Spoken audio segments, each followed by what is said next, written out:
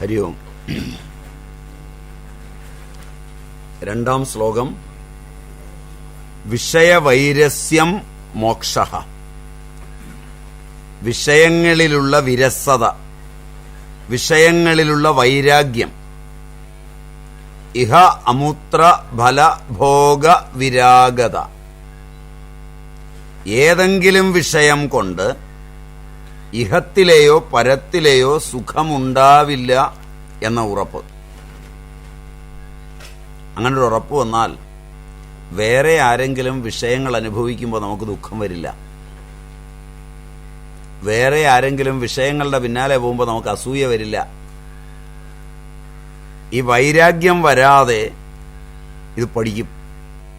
അപ്പോൾ ആരെങ്കിലും വിഷയലോലുപരായി കണ്ടു കഴിഞ്ഞാൽ നമുക്ക് ദേഷ്യമുണ്ടാവും, രോഷമുണ്ടാവും. ലോകത്തെ മുഴുവൻ പേരും വിഷയങ്ങളിൽ നിന്ന് വിട്ടിട്ട് അവസാനം വേണം നമുക്കതൊന്ന് വിടാൻ. അഥവാ ലോകം മുഴുവൻ വിഷയം അനുഭവിക്കാതിരിക്കുമ്പം വേണം യാതൊരു ചെലവുമില്ല നമുക്കതൊന്ന് സുഖമായിട്ട് അനുഭവിക്കാൻ. മനസ്സിലായില്ല? ആർക്കും വിഷയം വേണ്ടാതെ വന്നാൽ വിഷയം ഇഷ്ടം പോലാവും. അപ്പം അത് മുഴുവൻ നമുക്ക് അനുഭവിക്കാം. അതിനാണ് ഇന്ന് നമ്മൾ ഈ ജീവിതം എന്നൊക്കെ പറയുന്നത്. അതുകൊണ്ട് ലോകത്ത് ആരെങ്കിലും വിഷയം അനുഭവിക്കുന്നത് ഇന്ന് വിരക്തി എന്ന് പറയുന്ന വേഷത്തിലെത്തുന്ന ആളുകൾക്ക് ദേഷ്യമുള്ളതാണ്. അതിനെ അടിച്ച് തകർക്കാനാണ് അവർ ആധ്യാത്മികതയുമായി നീങ്ങുന്നത്. അപ്പം അതിനുവേണ്ടി ലോകത്തെ വിഷയം മുഴുവൻ തകർത്ത് കളയുക. എനിക്ക് അനുഭവിക്കാൻ പറ്റില്ലെങ്കിൽ അത് വെടക്കാക്കുക. വിഷയങ്ങളിൽ ആസക്തിയുള്ളവൻ അത് അനുഭവിക്കും, അനുഭവിക്കണം. അല്ലാതെ അതിൽ നിന്ന് മാറി നിന്നിട്ട് കാര്യമില്ല. മാറാൻ സ്വയമേവ ആയിക്കഴിഞ്ഞാൽ, അതിലുള്ള ആകർഷണം നിന്നാൽ വിഷയം ഒടുങ്ങും. അങ്ങനെ വിരക്തി വന്നവന്, സുഖമില്ല എന്ന് ശ്രദ്ധ വന്നവന് മോക്ഷം. അതിനാണ് മോക്ഷം എന്ന് പേര് തന്നെ പറയുന്നത്. ഒരുത്തൻ മുക്തനാകുന്നത് വിഷയത്തിലുള്ള വൈരസ്യം കൊണ്ടാണ്. വിഷയത്തിലുള്ള വൈരസ്യം സ്വച്ഛന്തമായിരിക്കണം, നിർബന്ധപൂർവമാകരുത്. നിർബന്ധപൂർവം ഏതൊരു വസ്തു ഉപേക്ഷിച്ചാലും അതിലുള്ള ബന്ധം ഉപേക്ഷിക്കാൻ പറ്റില്ല. വസ്തുവെ എടുത്തെറിയാൻ പറ്റുള്ളൂ. മനസ്സിലായോ എന്നറിയില്ല. ഉപേക്ഷിക്കേണ്ടത് അതുമായുള്ള ബന്ധമാണ്. ഞാനത് ഉപേക്ഷിച്ചല്ലോ, കിട്ടിയാലോ? അങ്ങനെയൊന്നുമില്ല. മനസ്സിലായില്ല? നിർബന്ധമാണെങ്കിൽ ഞാനങ്ങ് സ്വീകരിക്കും. മനസ്സിലായില്ല? എനിക്കിഷ്ടപ്പെട്ടിട്ടല്ല, എനിക്ക് വേണ്ടിയിട്ടല്ല, നിങ്ങൾക്ക് നിർബന്ധമായതുകൊണ്ട്. അതുകൊണ്ട് നിങ്ങളെല്ലാം കൂടെ എന്നെ ഒന്ന് നിർബന്ധിക്കണം. ഇതാണിന്ന് നമ്മുടെ നില, എൻ്റെയും നിങ്ങളുടെയും നില. മനസ്സിലായില്ല? ഇതിന് നമ്മൾ പേരിടുക വൈരാഗ്യം എന്നാണ്. അത് വൈരാഗ്യമല്ല, അത് വിഷയങ്ങളിലുള്ള ലോലുപത്വമാണ്. അതിനേക്കാൾ നല്ലത് സ്വച്ഛന്തമായി, ഭംഗിയായി, ഇന്ദ്രിയങ്ങളെ സജീവമാക്കി, വിഷയങ്ങളെ നന്നായി അനുഭവിച്ച് അതിൽ സുഖമുണ്ടോ എന്നറിഞ്ഞ് ഇല്ലെന്നുറപ്പാക്കി പുറത്ത് കിടക്കുന്നതാണ്. ഇല്ലെങ്കിൽ ഒരുപാട് ക്ലിഷ്ടമാവും, ജീവിതം ക്ലേശപൂർണമാവും, അന്യർക്ക് വേദനയെ നൽകും, സ്വയം നശിക്കും. അതിനിടയാവരുത്. അതുകൊണ്ടാണ് വളരെ ഭംഗിയായി പറഞ്ഞത്. പഞ്ചേന്ദ്രിയങ്ങളിൽ, വിഷയങ്ങളിൽ, പഞ്ചേന്ദ്രിയ വിഷയങ്ങളായ ശബ്ദ, സ്പർശ, രൂപ, രസഗന്ധാദികളിൽ സുഖമില്ല എന്ന് നല്ല ഉറപ്പ് വരുന്നതിനെയാണ് ശ്രദ്ധ എന്ന് പറയുന്നത്. ആ ശ്രദ്ധയെയാണ് മോക്ഷം എന്ന് പറയുന്നത്. വൈഷയിക രസഃ, വിഷയങ്ങളിലുള്ള രസം, അതാണ് ബന്ധം. അത് ദ്രവ്യഭാവം, ഭാവഭാവം, രണ്ടു തരത്തിലുണ്ട്. ഒന്ന് സ്ഥൂല ശരീരഗതമായ അനുഭവമുള്ള ബന്ധം, അതുപേക്ഷിക്കാൻ പറ്റും. വേഗത്തിൽ. അത് ക്രിയാപരമാകുമ്പോൾ തന്നെ നഷ്ടപ്പെടും. അത് വിരക്തിക്ക് എളുപ്പമാണ്. സൂക്ഷ്മമായ ഭാവപ്രത്യയങ്ങളിലുള്ള രസമുണ്ട്. ഒരിക്കലും ക്രിയയാകാൻ കർമ്മേന്ദ്രിയങ്ങളിലേക്ക് എത്താൻ തയ്യാറാകാതെ കർമ്മേന്ദ്രിയങ്ങളെ പിൻവലിച്ച് ജ്ഞാനേന്ദ്രിയങ്ങളിൽ വെച്ച് ഭാവനാപൂർവം രസിക്കുക വളരെ അപകടകരമാണ്. മിഥ്യാചാരതയുണ്ടാവുകയും സ്ഥായിയായി ബന്ധമുണ്ടാവുകയും ചെയ്യും. ബന്ധമുണ്ടാകുമ്പോൾ രാഗദ്വേഷം ഉണ്ടാവും. രാഗദ്വേഷമുണ്ടെങ്കിൽ ബന്ധമുണ്ടെന്ന് തീരുമാനിക്കണം. ബന്ധം പോയി എന്നുള്ളത് ദ്വേഷം കൊണ്ടല്ല അറിയുന്നത്. നമ്മൾ അറിയുന്നത് രാഗമില്ലെങ്കിൽ പിന്നെ ദ്വേഷം വേണമെന്നാണ്. ശരിയല്ല. ദ്വേഷം ബന്ധമില്ലായ്മയും രാഗം ബന്ധവുമാണെന്നാണ് നാം ധരിച്ചിരിക്കുന്നത്. രാഗം ബന്ധമാണ്, ദ്വേഷവും ബന്ധമാണ്. രാഗദ്വേഷ വിയുക്തമാണ് മോക്ഷം. അവിടെ വിഷയങ്ങളുടെ ഭാനമില്ല. നമുക്കറിയാവുന്നത് വേണം, അല്ലെങ്കിൽ വേണ്ട.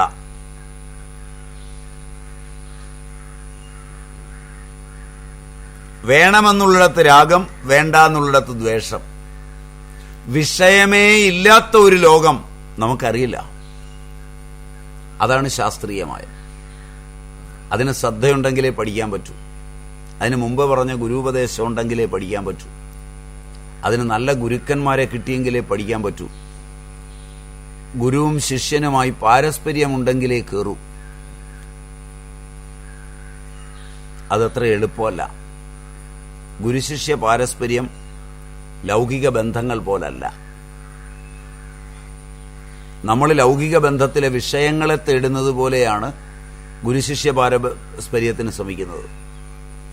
ഗുരുവിന്റെ കൊള്ളിക്കരുതാഴികകൾക്കൊക്കെ ഞാൻ അരുവ് നിന്നോളാം, ആവശ്യം വരുമ്പോൾ അതെല്ലാം ചെയ്തു കൊടുത്തോളാം. ഗുരു എന്റെ കൊള്ളിക്കരുതാഴികകളെയൊക്കെ ശാസ്ത്രപ്രമാണം ചൊല്ലി അത് ന്യായവും യുക്തവുമാണെന്ന് സമർത്ഥിക്കണം. അങ്ങനെയുള്ളൊരു കൂട്ടുകെട്ടിനെയാണ് ഗുരുശിഷ്യ പാരസ്പര്യമെന്ന് ഞങ്ങൾ പറയുന്നത് എന്നാണ് ഇന്ന് ഗുരുക്കന്മാരും ശിഷ്യന്മാരും ചേർന്ന് ലോകത്തിന് തെളിയിച്ചു കൊടുത്തുകൊണ്ടിരിക്കുന്നത്. അത് ഗുരുശിഷ്യ പാരസ്പര്യമല്ല. അതൊരു കച്ചവട ബന്ധമാണ്, ഒരു കൊടുക്കവാങ്ങലിന്റെ ബന്ധമാണ്. ഗുരുവിന് ചെയ്യാൻ പറ്റാത്ത കുറേ കാര്യങ്ങളുണ്ട് ലോകത്ത്. അതൊക്കെ ഞങ്ങൾ ചെയ്തോളാം. ഒരുത്തനെ പോയി അടിക്കണം. ഗുരു അടിച്ചാൽ പേരുദോഷമാണ്. ഞങ്ങൾ പോയി അടിച്ചിട്ട് വേണം, 2 കൊടുത്തിട്ട് വരാം. പറഞ്ഞാൽ മതിയല്ലോ. അവിടുത്തെ ഉത്തരവിന് കാത്തിരിക്കുക. ഗുരുവിന് പോയി കള്ളു വാങ്ങിച്ചു കുടിക്കാൻ പറ്റില്ല. അതിനെന്തിനാ ഗുരു പോകുന്നത്? ഞങ്ങൾ മേടിച്ചും കൊണ്ട തരുമല്ലോ. അപ്പം ഇങ്ങനെയുള്ള കുറേ കാര്യങ്ങൾ അങ്ങയ്ക്ക് പറ്റാത്തതൊക്കെ അങ്ങയെ ഞങ്ങളൊരു മാനേജ്മെന്റ് തിയറിയുടെ ഭാഗമാക്കി നിർത്തി വേണ്ടതൊക്കെ തരും. പകരം അങ്ങയുടെ ജോലി ഞങ്ങൾ ചെയ്യുന്ന കൊള്ളിക്കരുതാഴികകളൊക്കെ ന്യായമാണെന്ന് അങ്ങ് സമർത്ഥിക്കണം. ഇങ്ങനെയാണ് ദുർബലന്മാരെയും അജിതേന്ദ്രിയന്മാരെയും കൊണ്ട് ഈ യോഗം നഷ്ടമായിക്കൊണ്ടിരിക്കുന്നത്. അതല്ല പാരസ്പര്യം. ഉത്തമമായ സത്വശുദ്ധി വന്നാൽ ഗുരു ഉപദേശിക്കും. ആ ഗുരുപദേശം ഉണ്ടായാൽ ഇന്ദ്രിയങ്ങളിലും വിഷയങ്ങളിലും സുഖമില്ലെന്ന് ബോധ്യമാവും. ശ്രദ്ധ വരും. ഇന്ദ്രിയപരമായ സുഖം തന്നെയാണ് ബന്ധമെന്ന് ബോധിക്കും.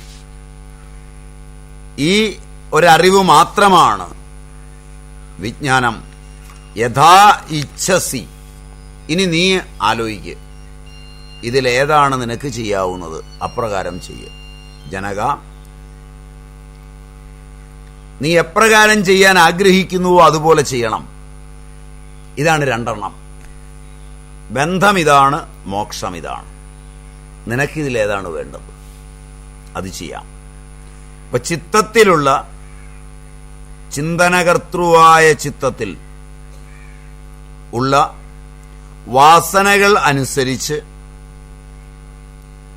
ആ വാസനയ്ക്കനുഗുണമായി നീങ്ങി ആ വാസനയെ തീർത്ത് ചിത്തത്തിൽ തന്നെ വിഷയസങ്കല്പം ഇല്ലാതെ ആകുന്നത്, വിരാഗത വരുന്നത് മോക്ഷമാണ്.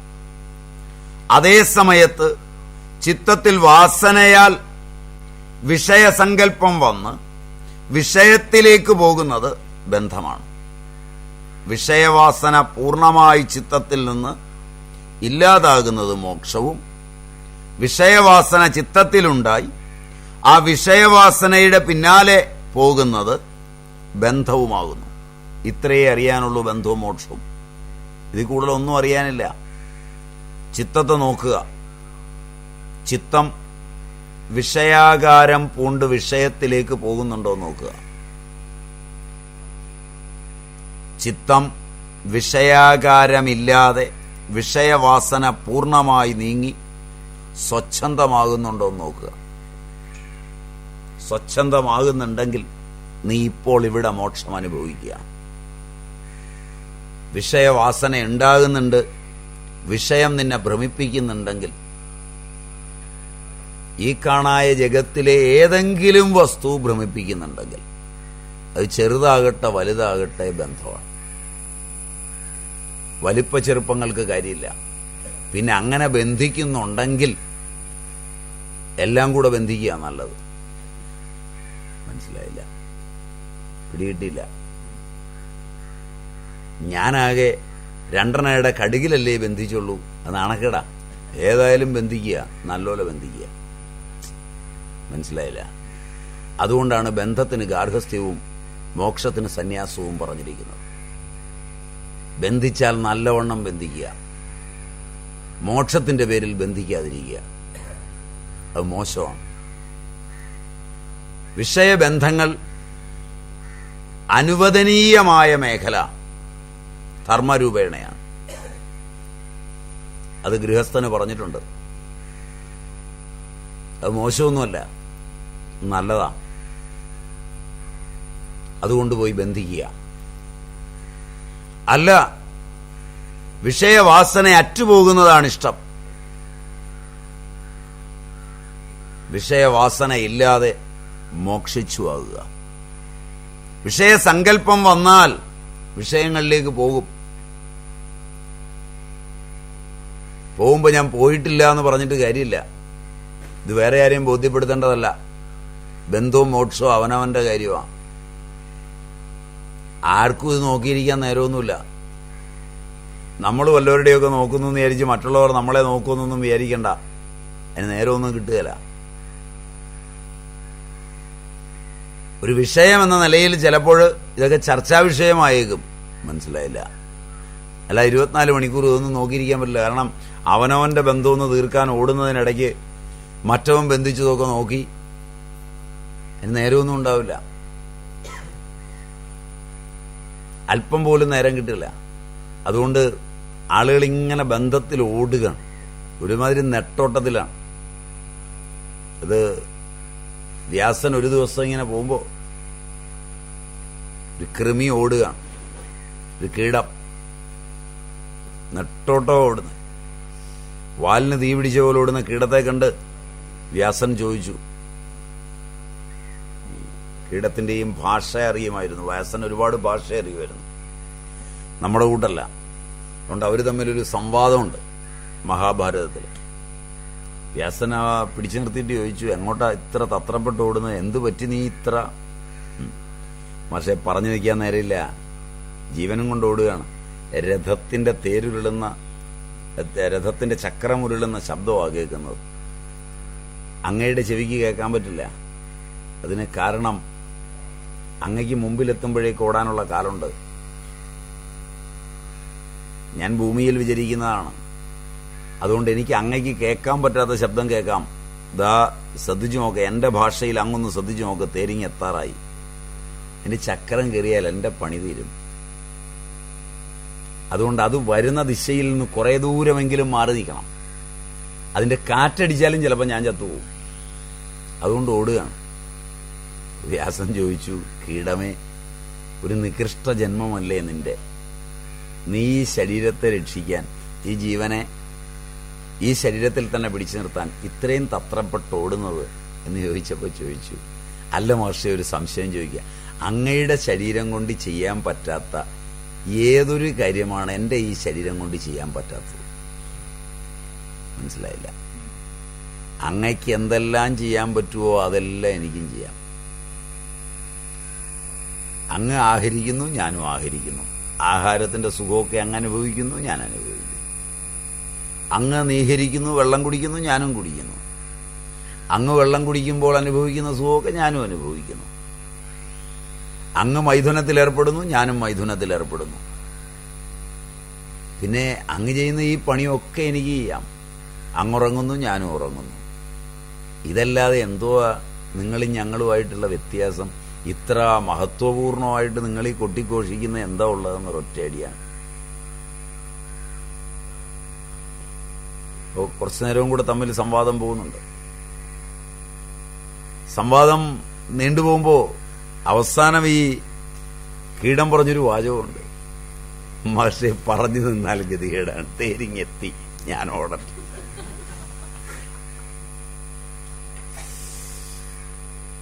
വാസന പോയാൽ മാത്രമേ ഈ കീടത്തിൽ നിന്ന് വ്യത്യാസമുള്ളൂ. വാസന ഉള്ളിടത്തോളം ഈ കീടം കാണിക്കുന്നതൊക്കെ തന്നെ ഈ കാണിക്കാനുള്ളത്. ഒരു വ്യത്യാസവുമില്ല.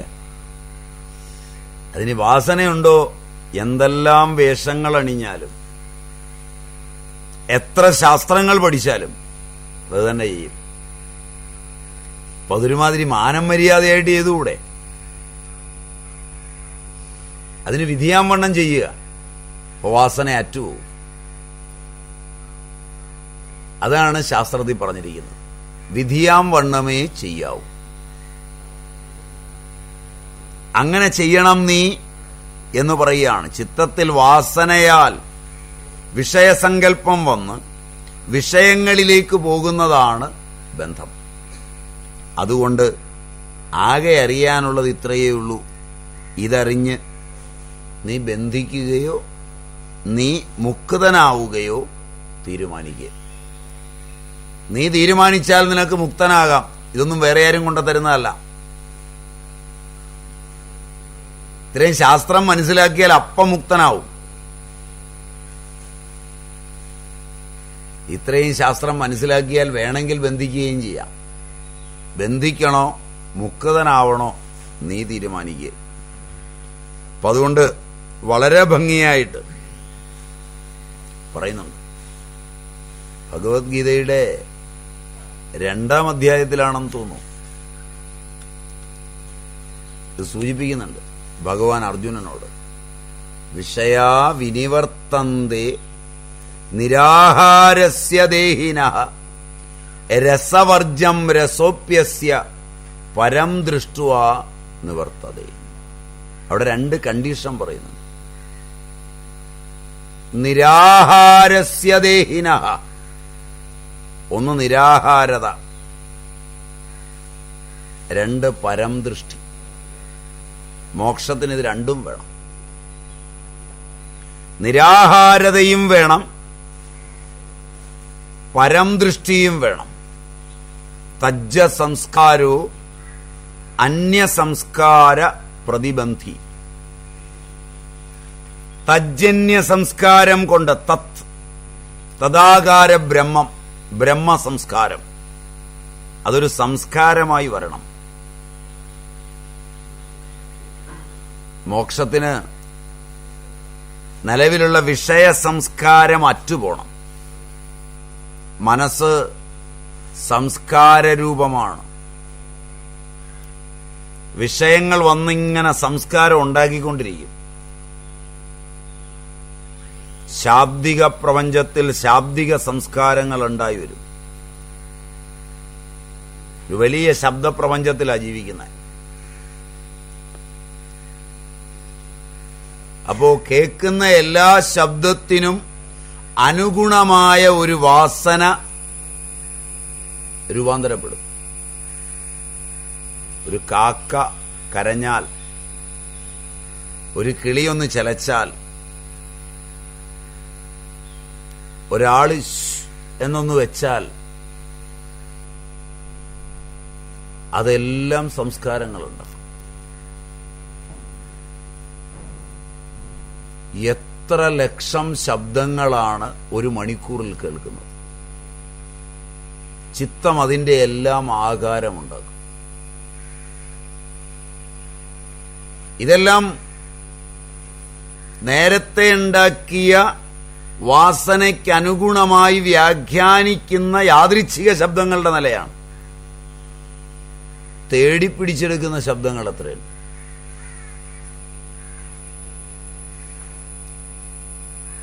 നമ്മളിരിക്കുന്നിടത്തുനിന്ന് അകലെ രണ്ടുപേരും വർത്തമാനം പറയുകയാണെങ്കിൽ ഇങ്ങോട്ട് വരുന്നതുവരെ നമ്മളെ ഉദ്ദേശിച്ചല്ലാന്ന് തീരുമാനിച്ച് അവിടെ ഇരിക്കാനുള്ള മനസ്സുപോലും നമുക്കില്ല. ശരിയാണോ? എന്താ അവര് പറയുന്നത്? എന്ത് തന്നെ ആയാലും ശരി, ഇങ്ങോട്ട് വന്നു കയറുന്ന വാസനകൾ തന്നെ വളരെ കൂടുതലാണ്. അങ്ങനെ ഇരിക്കുക അങ്ങോട്ട് എന്നുകൂടി ഇനി വാങ്ങണ്ടെന്ന് വിചാരിക്കുമോ? ആലോചിച്ചിട്ട് പറഞ്ഞാൽ മതി.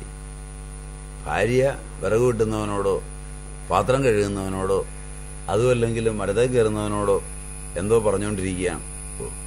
അത്രയും നേരത്തേക്ക് ഈ ശല്യം കുറഞ്ഞല്ലോ, നമ്മുടെ വാസനയ്ക്കകത്തോട്ട് ഇവൾ ഇത്രയും നേരമില്ലല്ലോ, ഇനിയിപ്പം അവന്റെ വാസനയുടെ കൂടെ ആയി കിട്ടിയാൽ ഒരു ഭാരം ഒഴിഞ്ഞു എന്ന് വിചാരിക്കാൻ പറ്റുമോ? മനസ്സിലായില്ല.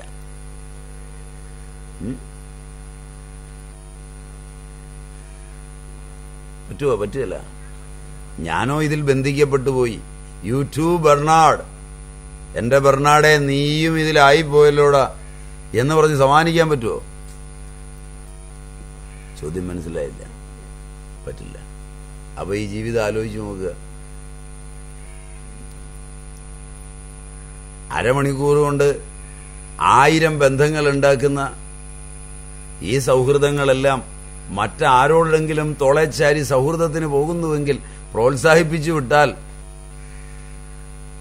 ഒരു ബന്ധം ഒഴിഞ്ഞു കിട്ടും. ശരിയല്ല. ചോദ്യം പിടികിട്ടിയില്ല.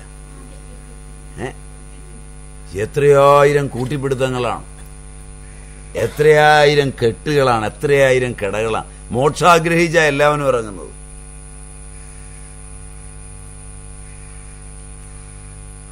ഞാനിപ്പോ ഇതൊന്നും ശ്രദ്ധിക്കാറില്ല. എന്നെങ്കിലും ഒന്ന് പറയാൻ. ശരിയല്ല. നേരെ ചോദിച്ചു. കാരണം എന്റെ തലയിൽ ഇതൊന്നും നിൽക്കുന്നില്ല. ഇത്തരം വിഷയകാര്യങ്ങളിലുള്ള ഓർമ്മയൊന്ന് കുറഞ്ഞാൽ എത്ര മരുന്ന് കഴിക്കും? അത്രയും കുറഞ്ഞു കിട്ടി. നീ അത് ശ്രദ്ധിക്കണ്ടല്ലോ. ശരിയല്ല.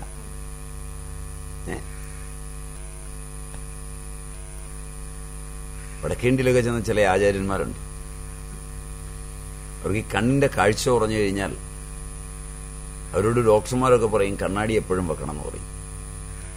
അപ്പൊ അവര് പറയുന്നൊരു വാചകമുണ്ട്, കണ്ണാടി വെക്കാം സ്വാധ്യായത്തിന്, പ്രവചനത്തിന്, വേറെയില്ല.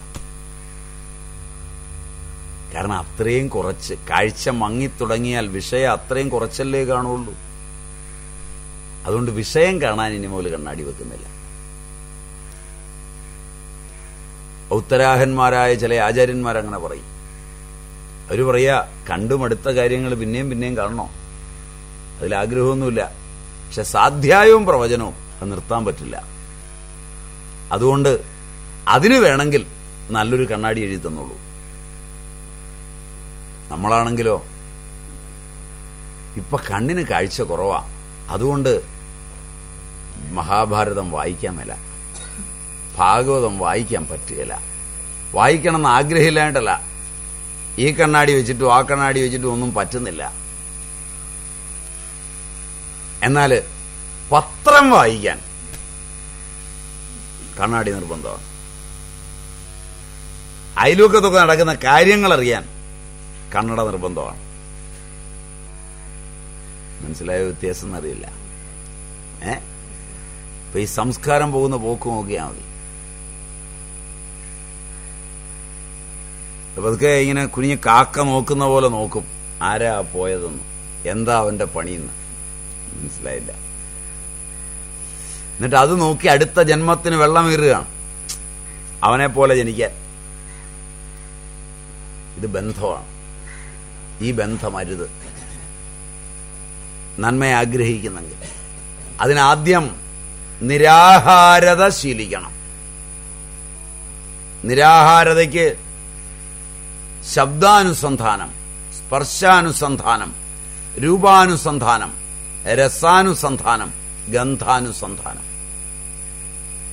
ഉത്തമ രീതിയിൽ ഇവ പരിശീലിക്കണം. വിഷയലോകങ്ങളെ അനുഭവിക്കുന്നു എങ്കിൽ അത് സർവദാ ധർമ്മ അധർമ്മ വഴിയിലാവരുത്, ധർമ്മ വഴിയിലാകണം. ഏത് കാമവും ധർമ്മത്തിന് വിരുദ്ധമാവരുത്.